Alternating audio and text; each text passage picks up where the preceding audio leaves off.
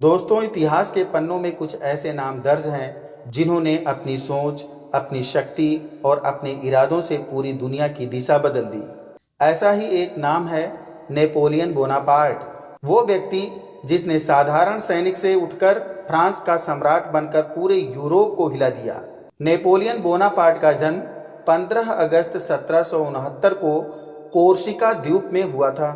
यह द्वीप हाल ही में फ्रांस का हिस्सा बना था।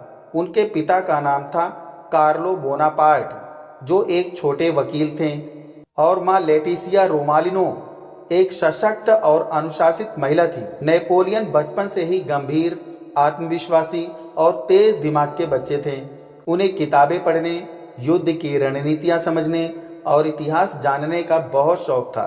सिर्फ 9 साल की उम्र में उन्हें फ्रांस के सैन्य विद्यालय में भेज दिया गया। वहां से उन्होंने तोपखाने और रणनीति की पढ़ाई की। फ्रांस उस समय राजनीतिक उथल पुथल के दौर से गुजर रहा था। राजा को हटाकर फ्रेंच रिवॉल्यूशन चल रही थी।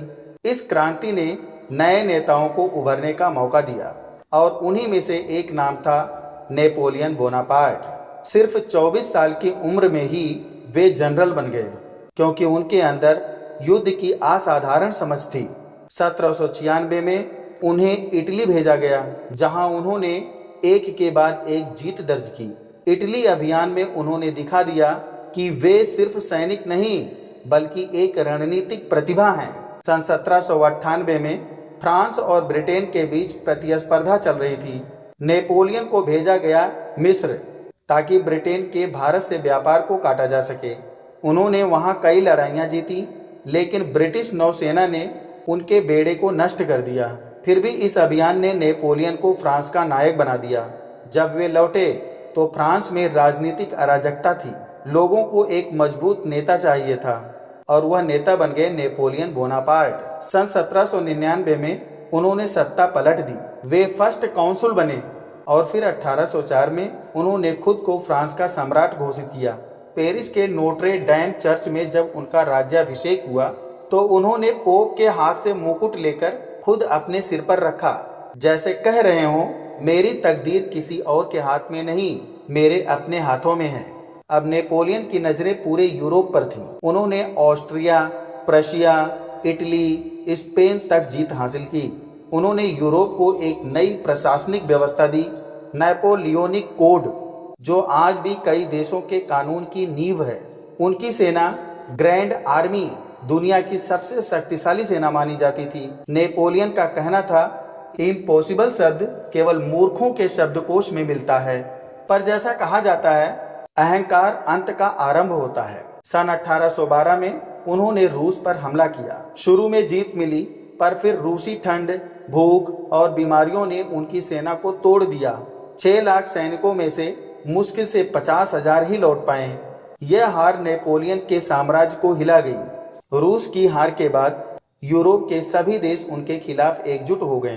1814 में नेपोलियन को एल्बा द्वीप पर निर्वासित कर दिया गया, लेकिन वहां भी उन्होंने हार नहीं मानी। सिर्फ 1 साल बाद 1815 में वे फिर फ्रांस लौट आए और जनता ने उन्हें फिर से अपना नेता मान लिया। इसे कहा जाता है 100 डेज रूल, यानी 100 दिनों का शासन। लेकिन वाटरलू की लड़ाई में उन्हें अंतिम हार मिली। इसके बाद उन्हें भेजा गया सेंट हेलेना द्वीप, जो अफ्रीका के दक्षिणी सागर में है। वहीं समुद्र की लहरों के बीच 5 मई 1821 को नेपोलियन ने आखिरी सांस ली। नेपोलियन आज भी एक ऐसा नाम है जो नेतृत्व, साहस और आत्मविश्वास का प्रतीक माना जाता है। उन्होंने कहा था, एक नेता वह होता है जो उम्मीद को हकीकत में बदल दे। उनकी बनाई नेपोलियनिक कोड, उनकी आधुनिक शिक्षा प्रणाली और मेरिट आधारित समाज की सोच आज भी यूरोप के लोकतांत्रिक ढांचे में जीवित है। नेपोलियन की कहानी हमें यह सिखाती है, कठिनाइयां चाहे कितनी भी हों, अगर इंसान में इरादे और आत्मविश्वास है तो वो दुनिया की दिशा बदल सकता है। वो सच में सही कहते थे, मैं परिस्थितियों का गुलाम नहीं, मैं परिस्थितियां बनाता हूँ।